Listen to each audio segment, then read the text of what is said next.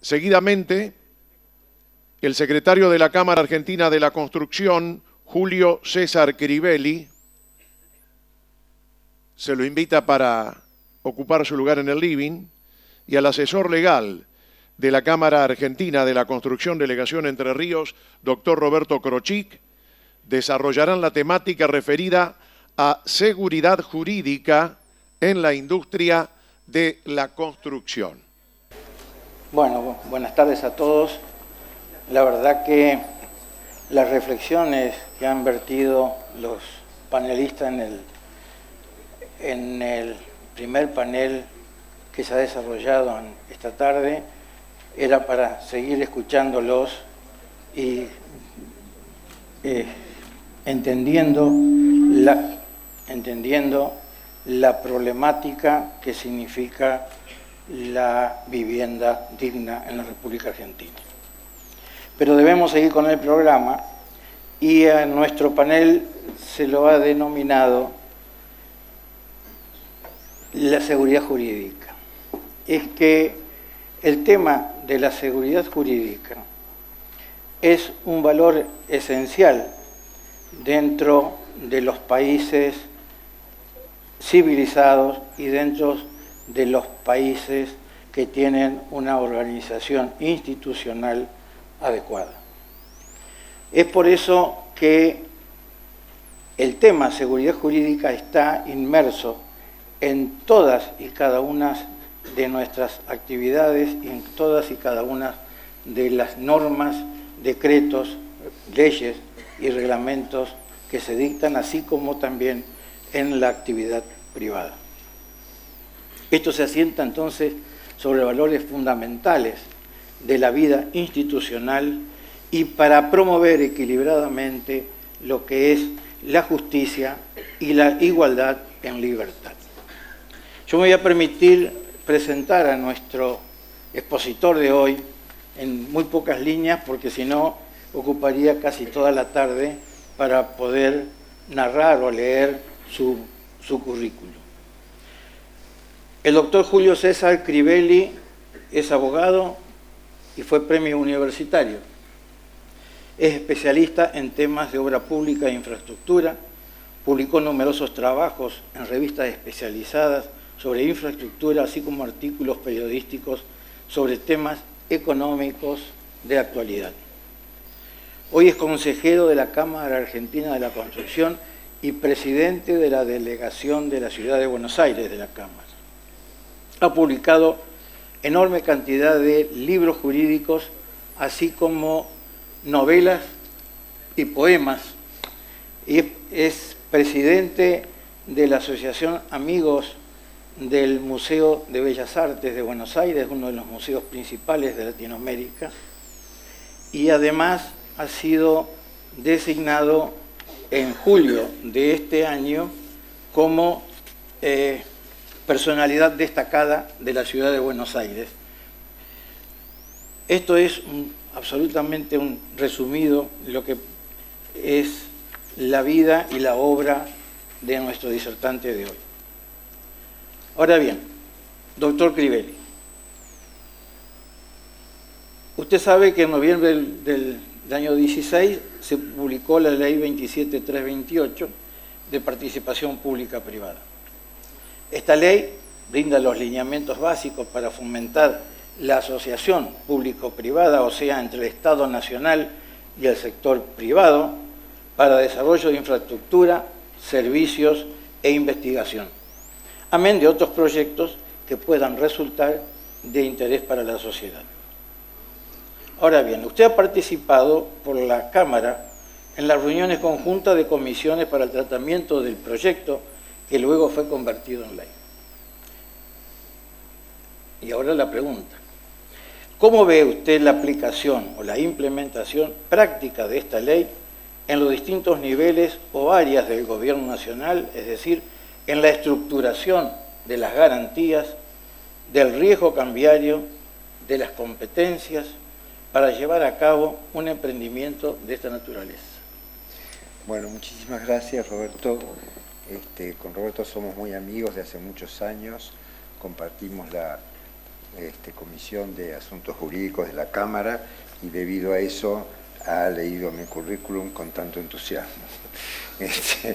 Bueno, muchas gracias. Bueno, la realidad es que el panel es sobre la seguridad jurídica y de algún modo la ley 27328, que para que todos estemos al corriente es sobre participaciones público-privadas, o sea, concretamente inversión privada en el sector público, inversión privada en infraestructura pública.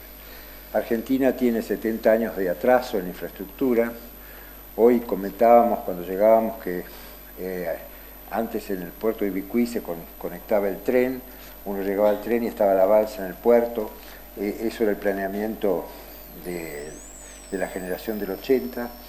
Desde esa época de Argentina tan avanzada, tan desarrollada en materia de infraestructura, que permitió transformar el desierto en la pampa gringa, con la inmigración.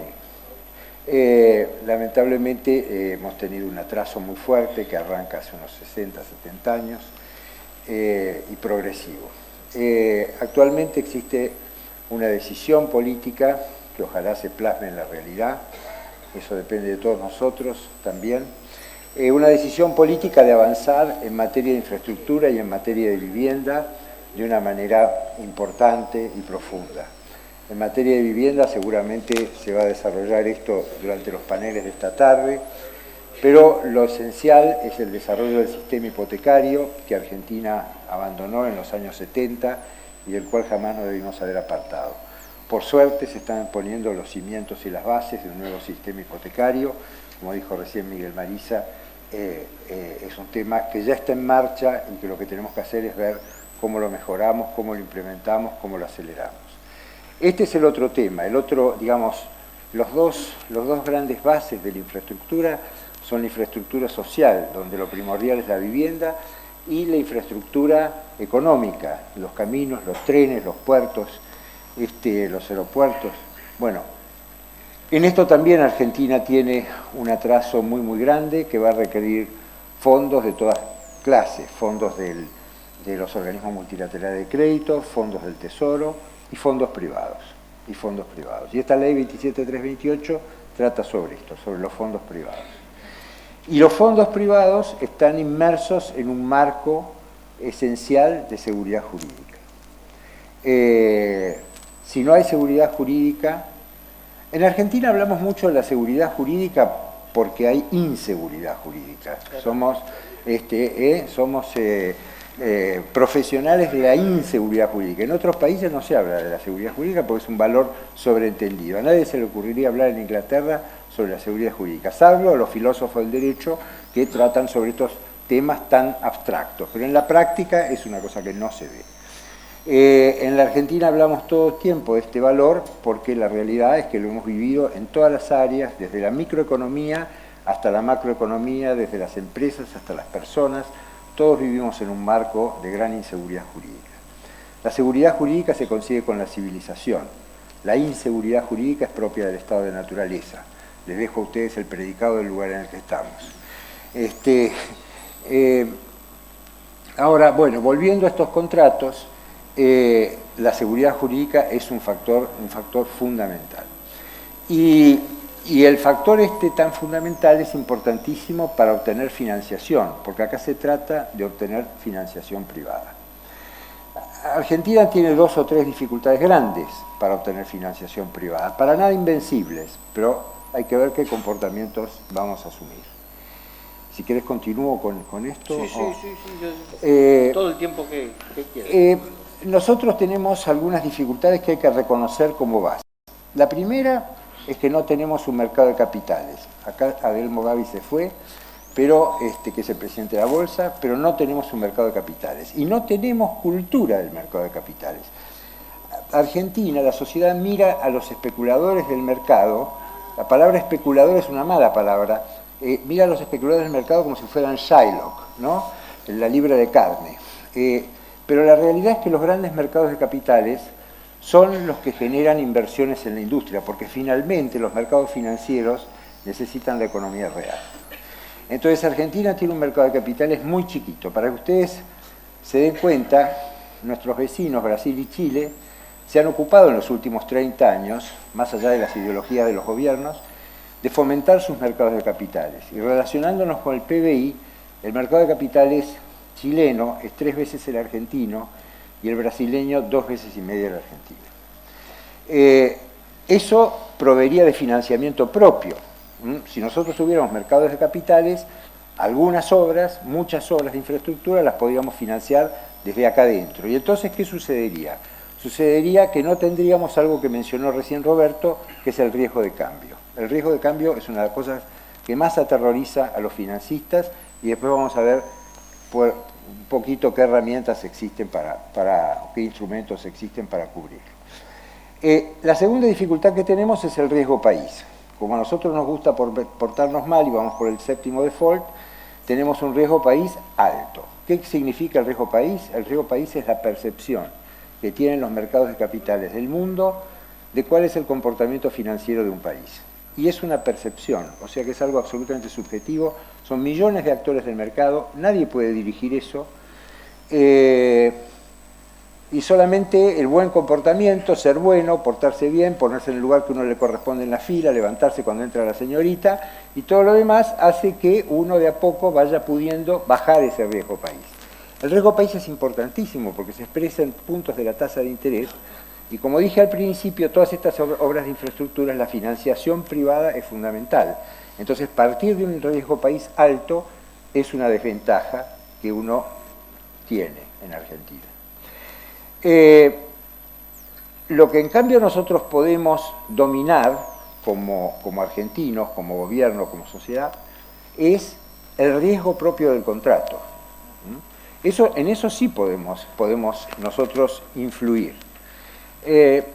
Entonces nosotros tenemos básicamente estas dos dificultades, se podrían agregar otras, que son el riesgo reputacional, no sé cuánto, pero digamos las dos dificultades estructurales son que no tenemos un mercado de capitales y por eso tenemos que financiarnos en moneda extranjera y que tenemos un alto riesgo país y que por eso la financiación de arranque, la financiación básica, va a ser cara para Argentina, cara. Este último punto es un punto muy importante, ¿no? Ahora, ¿financiar privado o financiar público? Bueno, no hay una O en el medio, es financiar público y financiar privado. Financiar público tiene generalmente la ventaja de que uno se financia un poco más barato, porque generalmente la financiación al privado, la financiación no soberana, es más cara que la financiación soberana. Financiar privado tiene la enorme ventaja de que no se anota la financiación en la deuda pública. Entonces, si no se anota en la deuda pública, el estatus económico, la salud económica para los mercados, la percepción de la salud económica es mejor. Entonces, a la pregunta público o privado, nada, es público y privado. Hay que financiar público y hay que financiar privado.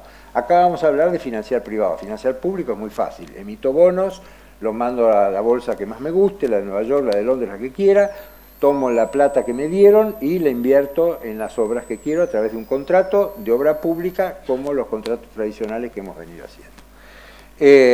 Otra manera, me endeudo con un organismo multilateral de crédito cualquiera y de vuelta hago una licitación pública, etcétera, etcétera. En este caso no es así. En este caso voy a tener que hacer una licitación donde voy a tener que entusiasmar, voy a tener que conseguir que los contratistas se interesen. Los contratistas se van a interesar de inmediato. Acá el problema no es conseguir contratistas que se interesen. Acá el problema es conseguir financistas que se interesen. Entonces, nuestro tema es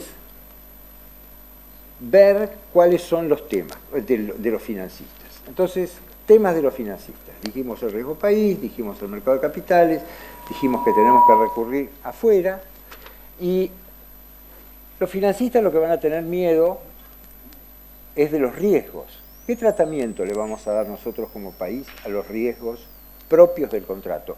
Que como dijimos recién son esos riesgos que podemos dominar, esos riesgos que nosotros podemos controlar.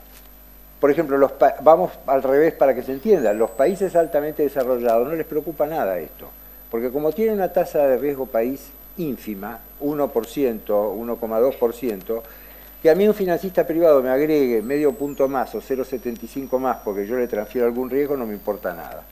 A lo mejor me resulta más cómodo transferir el riesgo. Pero acá eso no es así, acá arrancamos de 6,50 o de 7, de manera tal que cada medio punto es una cosa muy seria, porque si agregamos muchos medios puntos, puede ser que el costo marginal de la infraestructura sea suficientemente alto como para eliminar el beneficio marginal para la sociedad y entonces lo aconsejable ni siquiera construirla, lo cual es un disparate. De manera tal que lo que nosotros tenemos que conseguir es que el beneficio marginal de las infraestructuras sea mayor que su costo y para eso necesariamente hay que bajar el costo de la tasa de interés. Entonces, tema de los riesgos, porque finalmente todo riesgo tiene un costo, en la industria, en el comercio, en todo, ¿no? Cuando uno fabrica algo, uno de una fábrica de dentífricos, el riesgo es la tecnología del dentífrico, cómo se, ¿no? Si tengo competencia, si no tengo competencia, y eso define los costos, Lo mismo pasa en el comercio, ¿no es cierto? Los costos, la oferta, la demanda, el repago, el capital de trabajo, todo esto son los riesgos del comercio. Y el riesgo acá, el riesgo de financiar, bueno, el primer riesgo es qué va a pasar en la obra, ¿se va a construir la obra? O sea, ¿se va a terminar? Porque si no se termina yo no cobro. O sea, yo pongo plata y yo no sé si voy a cobrar. Entonces la primera solución que tenemos es un seguro. Los países lo que han hecho es inventar un seguro por medio del cual una compañía importante, muy importante, asegura que si la obra se detiene, no se cumple, ella pone el dinero que haga falta para que la obra se termine y el financista se queda tranquilo. Esta es una primera limitación en la que tenemos que pensar seriamente, porque esos seguros los van a conseguir las compañías argentinas y qué costo tienen para las compañías argentinas. Para una enorme multinacional extranjera a lo mejor esos costos son bajos, eventualmente son tan grandes que se pueden autoasegurar, pero nosotros no. Así que ahí tenemos un tema muy importante que tenemos que resolver con el gobierno sobre cómo se hace para facilitar estos seguros de un modo racional, de modo tal que los argentinos puedan también ser competidores como contratistas, porque si no, ¿cómo van a quedar? Van a quedar como constructores al servicio de un contratista que va a ser extranjero, ¿no es cierto? ¿No? Como subcontratistas. Así que ahí tenemos una primera pregunta. La segunda es enorme también, el riesgo de cambio, ¿no? Porque hay devaluaciones, hay inflación. Bueno, si el contrato no tiene explotación por usuarios, porque en estos grandes contratos privados hay dos clases. Los que tienen explotación por usuarios, típico caso una autopista por peaje, un ferrocarril por tarifa, etcétera, un puerto por derechos portuarios, o los contratos cuyo pago depende directamente de un fondo subsoberano del gobierno, como se hizo, por ejemplo, en el caso de las energías renovables, donde se utilizó un fondo que se creó especialmente, se llama FODER, es un nombre poco afortunado para un fondo de garantía, pero así se llama FODER, pero le fue bien, pese al nombre, porque le fue muy bien, porque consiguieron un montón de ofertas a un precio récord de bajo, así que el famoso FODER está bastante bien estructurado. Entonces, bueno, tenemos los contratos con usuarios y los contratos sin usuarios, donde el que se compromete a pagar a plazos es el gobierno. Pero siempre se compromete bajo una garantía subsoberana, no compromete fondos del Tesoro con garantía soberana, sino que compromete un fondo que no se va a poder anotar en la deuda pública, ¿ok? Y esa es la ventaja del contrato. Entonces, cuando hay usuarios, el riesgo de cambio es muchísimo mayor, porque los usuarios naturalmente van a pagar en moneda corriente y yo voy a tener que convertir esa moneda corriente, yo como banco, como financista, voy a tener que convertir esa moneda corriente en dólares o en euros o en cualquier moneda, digamos, internacional transable, lo voy a tener que convertir en esa moneda para devolver el préstamo.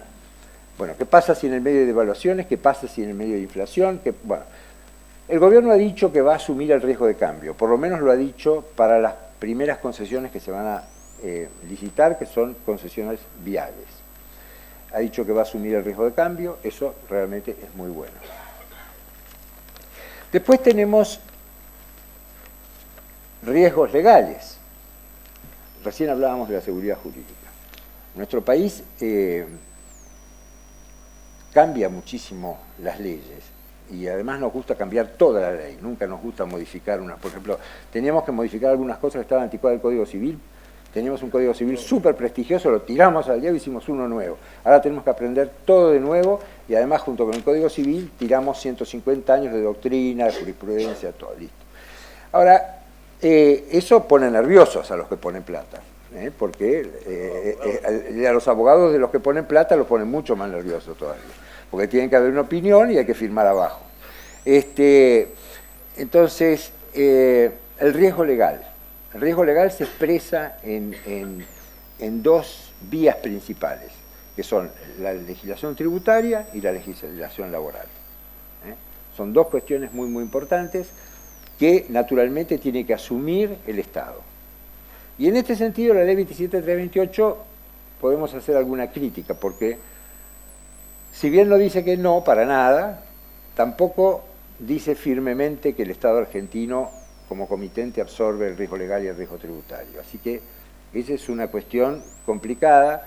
Seguramente en los pliegos va a salir que lo va a asumir, porque si no es así, el costo de la tasa de interés se va a ir muy arriba.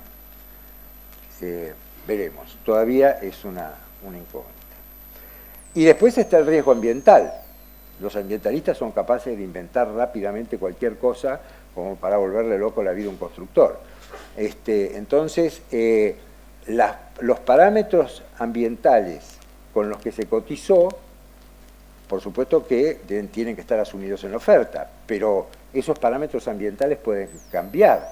La ecología es una ciencia que está aceleradamente en cambio y en evolución, y determinados parámetros en determinado momento pueden ser pobres, pueden ser escasos, y se descubre que son otros los que... Bueno, entonces el riesgo ambiental también lo tiene que asumir el Estado, no hay otra forma.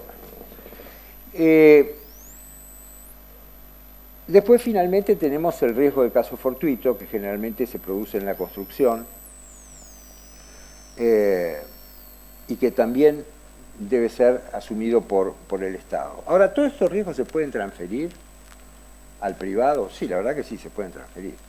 El único problema es el costo. Entonces, un país, frente a su situación, tiene que preguntarse, ¿soy como Alemania, que tengo toda la infraestructura construida y estoy buscando ahora pasar a la revolución tecnológica, y entonces lo que me está preocupando son contratos donde hay instalaciones tecnológicas nuevas, y bueno, y esa es mi preocupación, pero los ferrocarriles los tengo todos, y tengo una moneda muy fuerte, y tengo un riesgo país casi inexistente, y tengo todo eso, bueno, a lo mejor puedo transferir muchos riesgos, y de hecho lo hacen. Ahora, en Argentina el dilema es transferencia de riesgos o más infraestructura. Yo creo que nuestro problema hoy es tener más infraestructura, no transferir riesgo. Por eso yo tengo mucho temor a cierta frivolidad que sucede cuando se copian modelos de países que han tenido mucho éxito con estos contratos, como Gran Bretaña, Alemania, España, Italia, qué sé yo, o Estados Unidos, muchos estados de Estados Unidos que hacen contratos de esta naturaleza, y que sí, si uno lee los contratos, la verdad es que todos los riesgos están transferidos, todos, aún los más irracionales están transferidos. ¿Por qué? Porque se pueden asegurar barato, las compañías son enormes, los riesgos son bajos, porque la experiencia indica que los cambios legales abruptos en todos esos países no existen, siempre hay una evolución legislativa muy ponderada, muy avisada, los jueces nunca jamás aplican cuestiones retroactivamente, entonces digamos, hay situaciones que permiten transferir esos riesgos. Pero en Argentina, la verdad es que en este momento que recién nacemos este tipo de contratos, la verdad que no es muy aconsejable transferir estos riesgos. De nuevo, veremos, después averiguaremos, cuando el gobierno empiece a poner los pliegos en el mercado y veamos cómo ellos sienten que van a organizar este mercado, ¿no? Bueno, Julio, ¿se escucha? Yo no sé si me atrevo a hacer la siguiente pregunta, porque estamos con un tema exclusivamente provincial. En la provincia de Entre Ríos se acaba de sancionar una ley, aún no promulgada, sobre un régimen de promoción al trabajo cooperativo destinados a cooperativas de trabajo. Esto implica que las cooperativas de trabajo, con los beneficios fiscales, impositivos y previsionales que tienden, van a entrar en una competencia absolutamente desleal con respecto a las empresas de la construcción. ¿Qué nos puede decir de esto si es que lo has analizado, lo has pensado? Sí, lo he pensado algunas veces. El tema de las cooperativas es un tema que se va repitiendo a lo largo de nuestro país, en la construcción. La Argentina, nosotros los argentinos tenemos una capacidad siempre de destrucción. Bueno, lo dijo él, de destrucción. El régimen cooperativo es muy útil en muchos países, hace falta que haya una cooperativa. Ahora, estas cooperativas, por ejemplo, las cooperativas financieras, son fábricas de dinero negro, fábricas de usura, competencia desleal digamos, de la financiación seria y honesta de los mercados. Sin embargo, las cooperativas financieras existen en Argentina desde que yo tengo uso de razón. Y no son cooperativas. Ustedes las conocen, todos las conocemos, porque todos alguna vez hemos tenido que recurrir a una cooperativa financiera, entre comillas, y sabemos que no son ninguna cooperativa. Tienen 1, 2, 3 dueños, son igual que una financiera. Y lo mismo pasa con estas cooperativas de trabajo. Si estos señores se reunieran para construir sus propias casas y pusieran cada uno su propio capital, el poco que tienen, para ir construyendo las casas, entonces se asociaran todos para construir las primeras 4 casas, con su plata, con su propio trabajo. Construyen las 4 casas, después juntan la plata, ¿no? Y bueno, eso sería una cooperativa de verdad.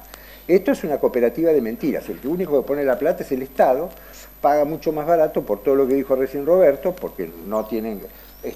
y destruye a la industria competitiva, porque estas cooperativas de trabajo, entre comillas, no tienen ninguna capacidad de desarrollo tecnológico, de función. En el fondo son cosas muy, muy destructivas para la industria, es competencia desleal, y no es verdad que sean cooperativas, no es verdad que sean cooperativas. Así que yo, la verdad es que ojalá que no la promulguen la ley. Todo indica que sí, que va a ser promulgada, ¿no? Y además es economía negra a morir, porque todo esto no tiene ninguna bancarización, es todo, digamos, lo único que tiene bancarización es el cheque del certificado de obra de fin de mes. Después, adiós la bancarización, ¿no es cierto? Nos repartimos la plata.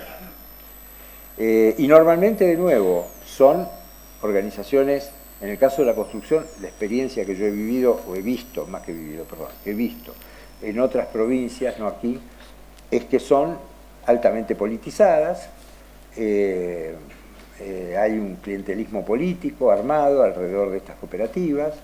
Bueno, Milagro Sala salió por todos lados.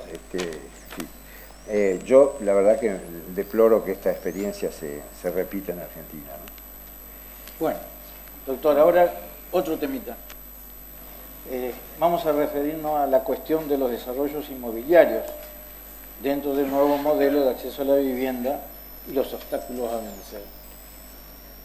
Sabemos que el derecho a la vivienda es un hábitat digno, comporta cubrir las necesidades urbanas y habitacionales para brindar satisfacción a los ciudadanos, en tanto que el déficit habitacional, sea por su escasez como la calidad insuficiente o inaccesibilidad a servicios y espacios aptos, es preocupación de todo y cada uno de los gobiernos de turno para promover una mejor calidad de vida de la población en el marco de un hábitat ambientalmente sostenible. Ahora bien, doctor, ¿cree usted que este nuevo modelo solucionará en parte el déficit habitacional? Y a este respecto, ¿cuáles son los principales obstáculos que han relevado en el seno de la Cámara y en las reuniones de la mesa sectorial que funciona en el ámbito del Ministerio de Gobierno para que el sistema de crédito hipotecario que se implementará no se vea imposibilitado de desarrollarlo. Bueno, No sé si es muy larga la pregunta. no, está clarísimo. El sistema hipotecario, como bien se dijo hoy a la mañana, en el panel anterior, la Cámara viene bregando por este tema hace ya, ojalá que no sean 15 años, porque, digamos, cuando empezamos con esto, yo pienso que son menos, ojalá. Bueno, y me acuerdo que fue una convención en Rosario que por primera vez expusimos la idea de reinstalar un sistema hipotecario en la Argentina. Los sistemas hipotecarios funcionan sobre la base, digamos, sobre una base de realidad. El sistema de construir viviendas como obras públicas, donde los IPB las licitan con fondos de la nación y qué sé yo, es verdaderamente un sistema marginal que nunca puede producir más de 34.000 viviendas por año en la Argentina. La verdad que frente a un déficit de más de 2 millones de viviendas es absolutamente irrisoria la productividad del sistema. No obstante lo cual, los gobiernos se resistieron muchísimo a instalar un sistema hipotecario. Este gobierno lo hizo, finalmente. La Cámara colaboró y trabajó muchísimo en eso. El sistema está funcionando muy bien desde el lado de la demanda. Cada vez la gente teme menos integrarse al sistema. El sistema implica tomar un préstamo hipotecario ajustado por inflación con una unidad que se llama UVA, bueno, lo deben conocer todos acá, más una tasa de interés con la cual compiten los bancos, 2, 3, 4%, que es la tasa de interés real sobre la cual prestan. Si el ajuste excede el 10%, hay una prolongación del plazo, de manera tal que no haya saltos demasiado abruptos en la cuota. La cuota baja ostensiblemente, porque ya no hay cobertura del banco, o sea que la cuota baja muchísimo, pero dramáticamente, y el acceso a la vivienda se vuelve mucho más importante. Del lado de la demanda esto está funcionando bien, la sociedad confía en esto, cada vez confía más, cada vez pide más préstamos y los bancos le dan más préstamos. Del lado de la oferta, no. O sea, del lado de la oferta, yo admito que es complicado, pero primero hubo cierto grado de incomprensión aceptable por parte del gobierno de los instrumentos que había que ir armando para que los bancos pudieran prestarle a un constructor, para que el constructor construyese las viviendas y las ofreciese en venta al sistema, digamos, al sistema hipotecario. Esos obstáculos en su mayoría fueron vencidos. Quedan algunos todavía, como por ejemplo que un banco no puede prestarle a una compañía más de 3 veces su patrimonio y que los bancos están exigiendo garantías por encima de la hipoteca de la tierra. En este momento yo creo que la dificultad más grande para el desarrollo, porque repito que del lado de la demanda el asunto lo veo andando a gran velocidad, del lado de la oferta, que es muy importante, las dificultades están, por un lado, en que los bancos no tienen personal entrenado para revisar estas operaciones. No, hace 20 años que no hacen préstamos hipotecarios, de modo tal que no hay nadie que adentro del banco que sepa nada de todo esto. Tienen que armar departamentos especializados en este tipo de préstamos. Tienen mucho miedo, porque es asomarse a un negocio que existió en la Argentina muchísimos años. En los 70 prácticamente, cuando empezó la inflación muy alta, fue desapareciendo el crédito hipotecario en Argentina y fue siendo, entre comillas, sustituido por los planes Fonavi y todo ese tipo de cosas, que no sustituyeron nada porque producían mucho menor cantidad de viviendas.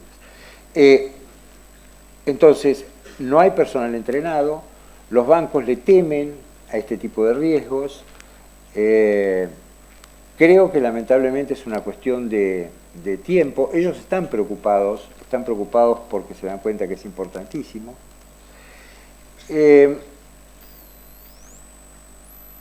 Así que lamentablemente yo lo que avisoro es que para el lado de la oferta, en este momento la respuesta la tienen los bancos. Fundamentalmente la tienen los bancos. Son ellos los que tienen que decir qué necesitan para que haya préstamos intermedios. Y es muy importante ver este tema porque estos sistemas hipotecarios, si uno ve cómo era Argentina cuando lo tenía, o cómo es Chile hoy, o cómo es Perú, o cómo es Estados Unidos, ustedes se van a dar cuenta que los grandes desarrolladores intervienen, pero ocupan normalmente un 10 o un 15% del mercado. La mayoría del mercado se forma con medianos y pequeños desarrolladores que hacen infinita cantidad de viviendas. Y entonces hay que especializarse en ese tipo de préstamos, que son mucho más chicos y son más difíciles, porque no tengo delante de mí una gran compañía, tengo delante de mí una empresa familiar por ahí, o una empresa de pocos accionistas, que es una empresa mediana, pero realmente los protagonistas de este sistema son esa clase de desarrolladores, no los grandes desarrolladores, que, repito, también intervienen, por cierto. Así que me parece que ese es el tema, ese es el problema, y es el problema que tenemos que resolver entre todos, pero donde el protagonismo central lo tienen los bancos del sistema. El Banco de Nación está haciendo un esfuerzo muy grande, hoy creo que va a estar acá Alejandro Henke, están haciendo un esfuerzo muy grande por llegar a encontrar soluciones. Ojalá los demás, los bancos, los sigan, porque están encontrando algunas soluciones útiles que en la práctica se verá cómo de bien funcionan y qué correcciones se requieren, ¿no?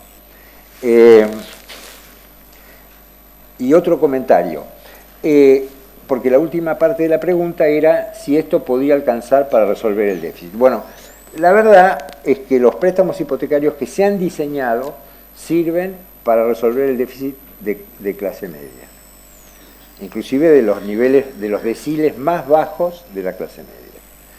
Pero si atravesamos esos deciles más bajos de la clase media, estos préstamos hipotecarios, tal cual están diseñados, no sirven. En Chile y en Perú no existen sistemas a donde el Estado financia viviendas y se las regala a las personas o se las vende en términos de... Existen siempre, todo se hace dentro del marco del sistema hipotecario, lo que aumenta es el subsidio. O sea, entonces hay una especie de procrear, pero un procrear mucho más amplio, donde en Chile se llega a financiar hasta el 50% del capital de la vivienda, con lo cual se llega a deciles, ya se atraviesa la barrera de los deciles más bajos de la clase media y se ingresa en los deciles, digamos, de las clases realmente de menores recursos. A ellos el sistema le ha dado más resultado que el sistema público. Habría que ver. Porque Argentina, recién se mostraron los índices de pobreza, habría que ver si se puede hacer eso o si hay que mantener residualmente el sistema de vivienda FONAVI o Plan Federal o como se le quiera llamar. Y también tenemos una transición, y esto es de interés para los constructores, en la que yo creo que mientras no resolvamos los problemas de oferta del sistema hipotecario, tenemos que seguir con estos planes federales y todo este tipo de cosas, porque si no, hasta que el otro se resuelva, si esperamos, en el medio va a haber un paréntesis, un bache donde no hacemos nada, ¿no es cierto? Bueno, gracias. También para los panelistas el agradecimiento y el presente que le entrega la Cámara Argentina de la Construcción, Delegación Entre Ríos, a los doctores Crivelli, secretario de la Cámara Argentina de la Construcción, y al doctor Krochik, asesor legal de la Delegación Entre Ríos. El agradecimiento al Instituto Autárquico Provincial del Seguro de Entre Ríos por su acompañamiento a esta jornada. Destacar una vez más que ha sido declarada de interés legislativo y provincial por el gobierno de Entre Ríos.